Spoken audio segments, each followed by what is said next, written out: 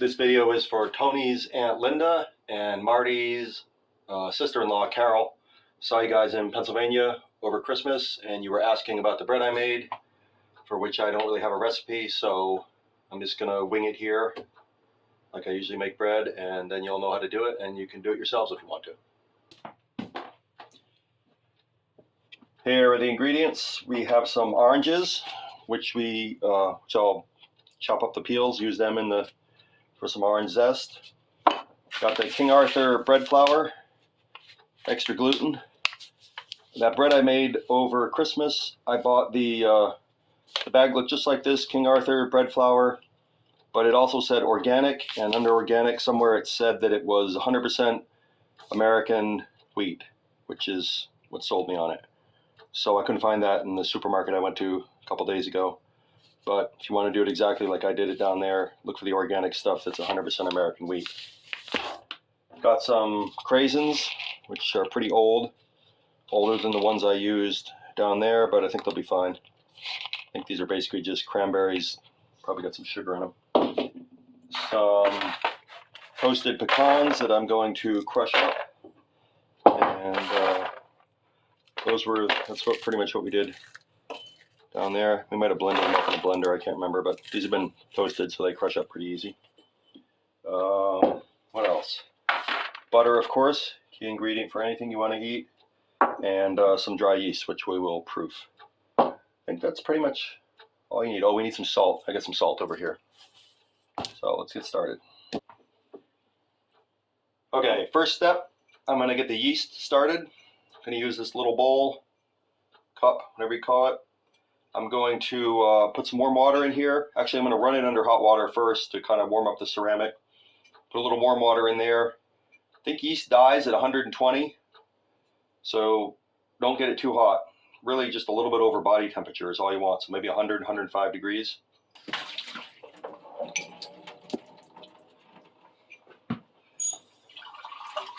All right, just enough to warm it up. I know you're not supposed to use water from the tap, but I'm going to. So here's my warm water. I'm going to add a little sugar to it so that the yeast has something to grow on.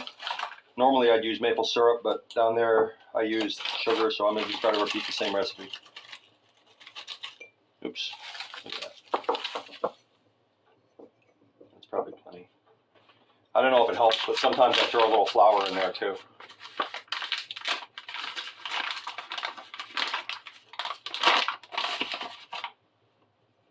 All right,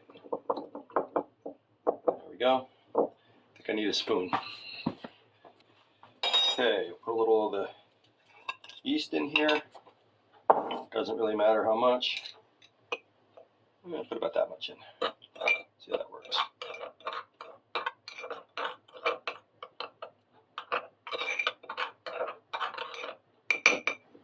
There you go. Stir it up a little bit with the sugar and the flour. I would just let that sit. Okay, let's start the bread. Let's see here. I forgot to mention when I was going through ingredients, eggs. Definitely want to put a few eggs in there. That helps. I don't know what it helps. I think it helps it all stick together. Probably helps it stay moist for longer too. I'm going to put 3 in. Probably figuring this will make a couple loaves of bread. All right. Do that. Got some eggs in there. If you can see, that yeast is already starting to bubble. You can hear it working too. Just set that aside, let it do its thing. And we need to put a little oil in there. I'm going to use butter for that function. And I need a knife. So, a little bit of butter in here.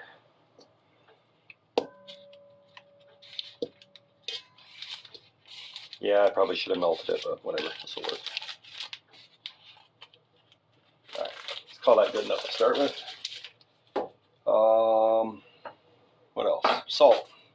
I think the ratio is 1.5 to 2 teaspoons of salt per loaf of whole wheat bread. This is white flour, so we'll go for like one teaspoon per loaf. 1, 2. Salt definitely It slows the yeast down so it doesn't rise too fast, and it also makes the bread stay moist for longer. We need some water, obviously, a little bit of flour in there. Maybe get some water.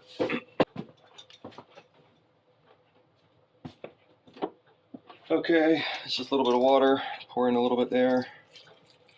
I'm going to start mixing that. I'm using this old, thick wooden spoon. The mixing is hard, and it'll break a weak spoon. Let's start mixing this up a little bit here.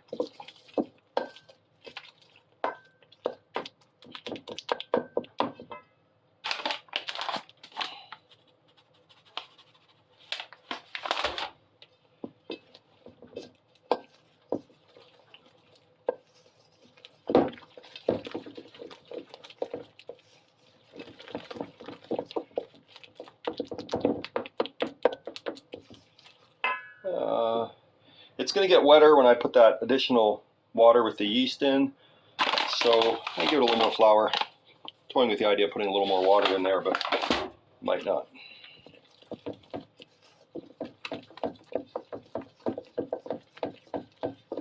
And you can already see, when you look at this dough, the gluten is already a little bit activated. You can see it almost getting a little stringy, a little elastic. That's the gluten. That's what you want. Alright, we're just going to let that sit for a minute. That butter's not fully worked in, but we're going to let that sit for a minute and check our yeast, which is where? Okay, here's the yeast. If you can see that, oops, light's not very good. Let me get you some better light. You see that yeast is got bubbles, it's growing, it's alive. The water wasn't too hot. You can definitely hear it bubbling. I'd like to let it go for a few more minutes, so I'm just going to let the yeast do its thing. I'm going to let this dough sit for probably 5 minutes and then come back to it.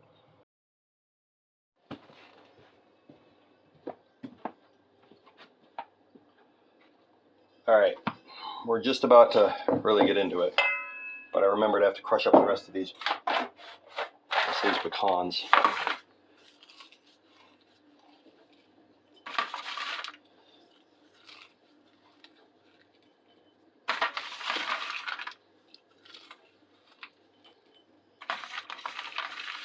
That's quite a lot, actually. Probably enough. And I need to zest up the orange. Got to do that. Damn. Do we have a grater anywhere?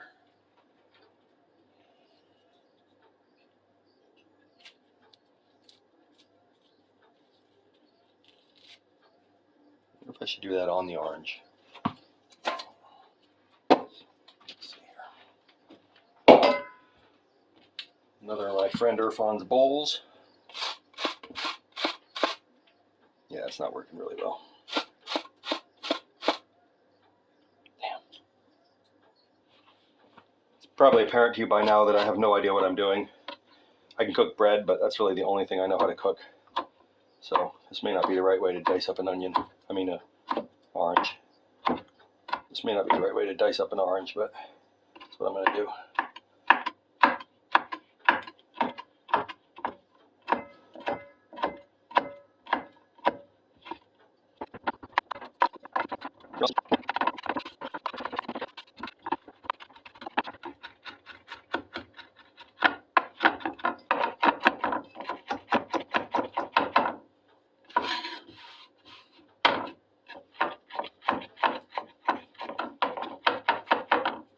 Good enough, I say. In she goes. Okay, got the orange in there. We got the roasted pecan pieces in there. And we got the craisins in there. Those craisins are dry because they're so old. They're going to want some more water, so we'll give it a little shot here. And look at this yeast. Stuff is all bubbled up now. Look at that. Looks excellent. We'll put that in too.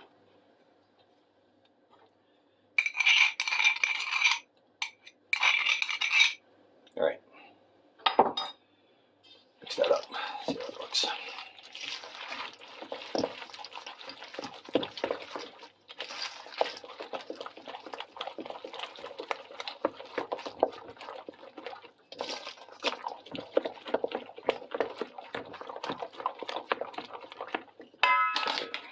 Add some flour.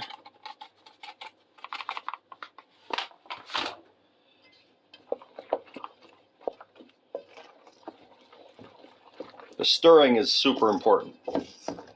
When it's kind of half liquid, half dough like this, and you stir it, you really activate that gluten. And you can see how it's getting kind of stringy and elastic. You can see it kind of stretching out behind itself as I run the spoon around it in there. That's what activates the gluten. If you have a nice KitchenAid with a bread hook, you could do it with that. It'd be a lot easier, but you really have to keep doing this until your arm is just exhausted.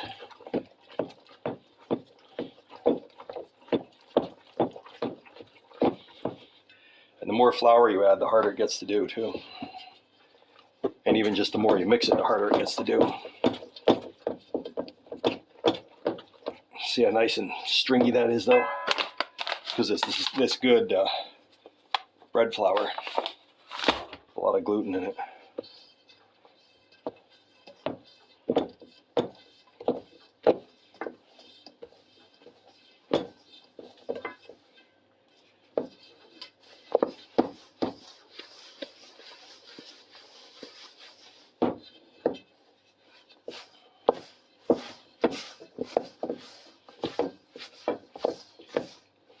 Okay, it's coming together as dough now.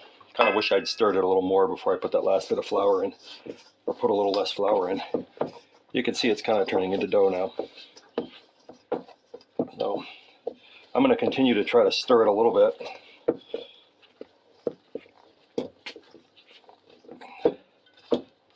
I don't know what the process is that takes place here, but something about the action makes that gluten activated, and that's what gets the bread to rise. And all that other stuff I've put in there, the craisins, the pecans, all that stuff has to get lifted up. That's not going to rise. It has to get lifted up by the action of the gluten when the bread rises. Even if you use whole wheat flour, then the gluten that's in there has to lift up all the bran and wheat germ that's in there with the whole wheat. See how nice and sticky that's getting.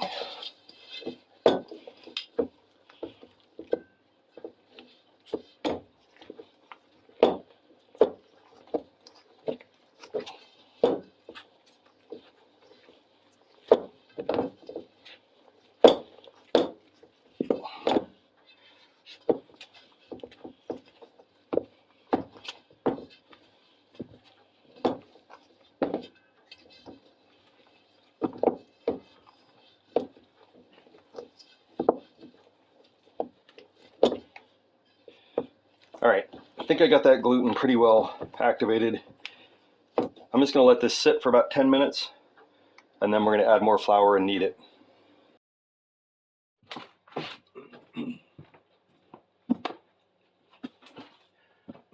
This has been sitting for about probably 20 minutes now. It's gotten a lot stiffer, as you can see. The gluten kind of gets activated just by sitting when it's damp like this. Also gives those craisins a chance to soak up some of the moisture. I forgot to put additional sugar in here, which I did when I was down in Pennsylvania. I'm not going to add it back in at this point, so we'll just see how it turns out. It should be fine. And now for the stage of kneading. Now, it's a lot easier to knead if you're a little bit higher than I am on this counter, so I got my camera all set up here. I'm just going to stand up on a little stool so I can knead this here. But you want to knead it somewhere where it's easy to bear down on it. Okay, so put in some flour, quite a bit. Kind of no turning back at this point. You're going to get it on your hands.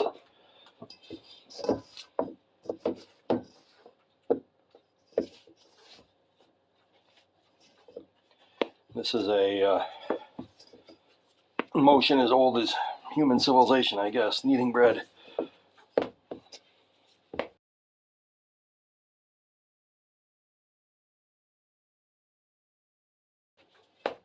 Don't worry if it seems too dry, just keep kneading. Eventually it'll get moist again.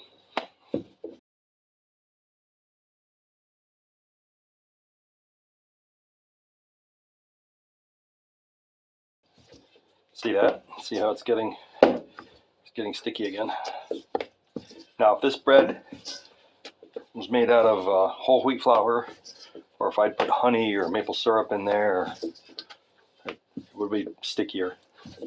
When you use this nice white bread flour, you get really nice dough.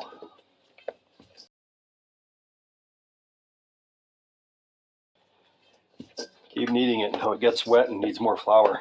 It's a rare time when you put in the right amount of flour right off the bat. Might happen this time, but pretty unusual.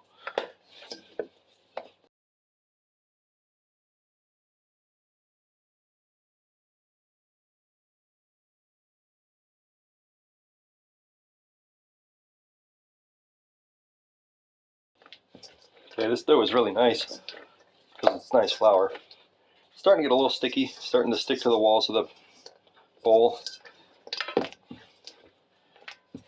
Go ahead and put in just a little more flour to keep that from happening.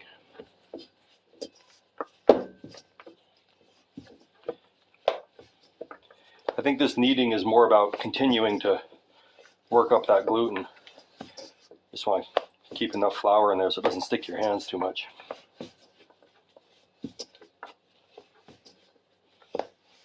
And as you can see, as that flour I just put in works in there, it gets kind of dry, starts folding over itself but not sticking. As I keep working it, that'll eventually work its way out.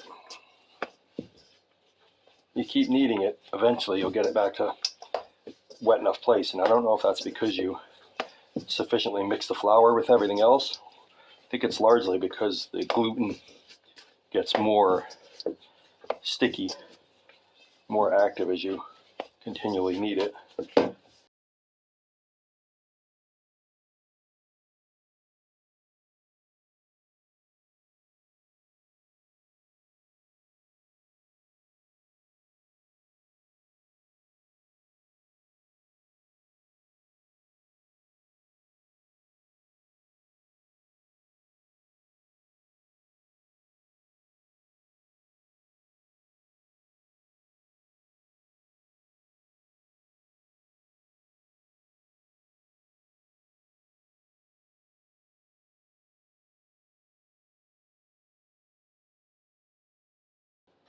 Alright, look at that. That's getting pretty nice. Nice and doughy, nice and elastic. A little sticky, but not sticking to my hands. That's the beauty of the white flour. You'd never get that with whole wheat flour. Might get a more robust taste, but you wouldn't get that. I'm going to knead it a little more and then call it good.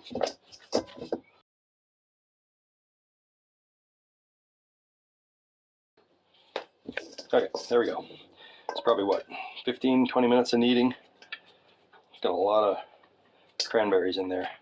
So put that in that bowl. You can see that's a nice stiff loaf. Going to cover that and let it rise. Probably 65 or 70 degrees in here. Basically I'm going to let it rise until it approximately doubles in size. Guessing that'll be between 2 and 4 hours. Depends, different for every bread. There we go. Just got to cover it up now.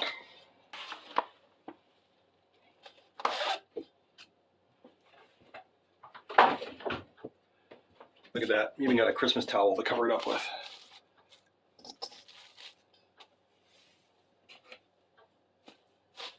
There we go.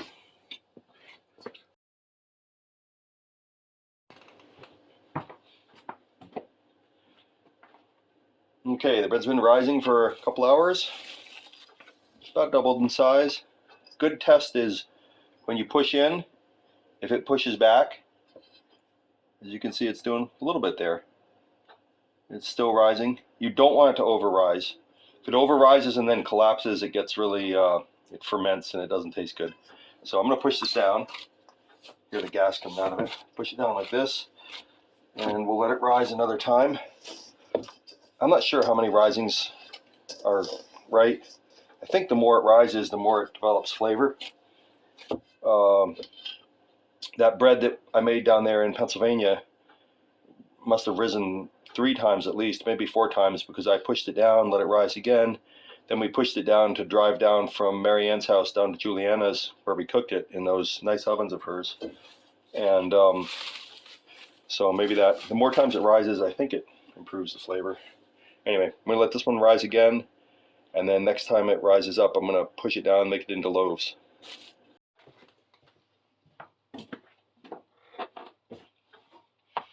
Okay, it's been another hour. The bread has risen back up nicely. That's perfect. Look at that. Push that down. And now I'm going to put some butter in these pans. Butter works much better for greasing the pans, I found, than anything else.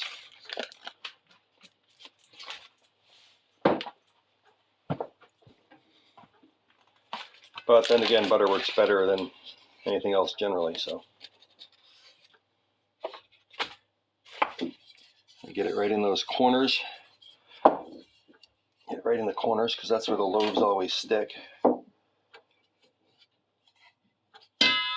Oops.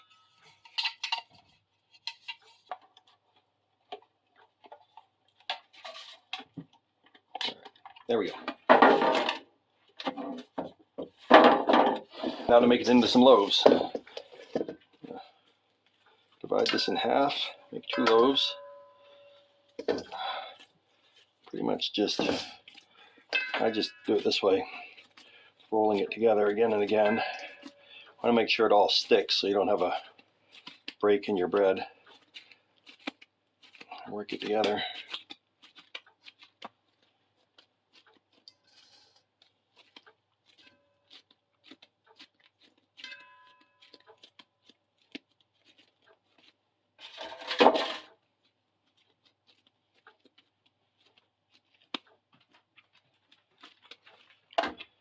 There we go.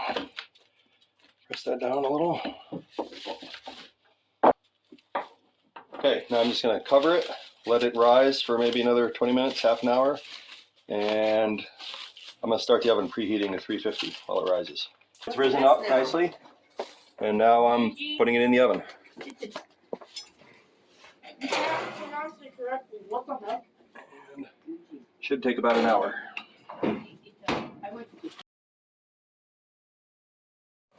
Oh yeah, look at that. Probably been in there half an hour, rising up nicely. You ready? Just be quiet for a minute. All right, here we go. Been about an hour. Oops. Looks done. Sounds hollow. Nice and crusty all the way around. I think we'll call it good. Let's take the other one. Hot, hot, hot. Yeah, I think that's done.